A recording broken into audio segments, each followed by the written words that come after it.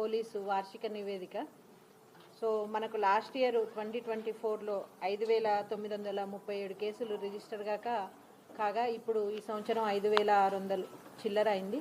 So ఒక 5% మనకు ఓవరాల్గా క్రైమ్ రేటు తగ్గడం జరిగింది.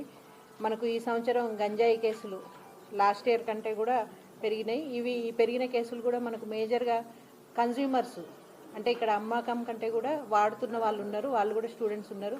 సో 16 కేసులు గంజాయి కేసులు కట్టడం జరిగింది. దాంట్లో మనకు కేజీ 850 గ్రాములు గంజాయి సీజ్ చేయడం జరిగింది. ఇదే కాకుండా మనకు అడ్డాకుల పోలీస్ స్టేషన్ లిమిట్స్లో ఈగిల్ వాళ్ళ కోఆర్డినేషన్తో ఆల్ఫాజోమ్ కూడా మనము సీజ్ చేయడం జరిగింది. టోటల్ వర్త్ ఒక 15 lakhs ఉంది.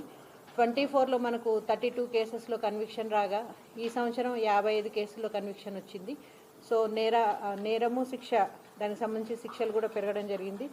ఆస్తి నేరాల్లో ప్రాపర్టీ అఫెన్సెస్లో లాస్ట్ ఇయర్ 29% వరకు రికవరీ కాక ఈ సంవత్సరం ఒక 46% కొంత రికవరీ పెరిగింది. ఇంకా కొన్ని కేసెస్ ఆన్ హ్యాండ్ ఉన్నాయి.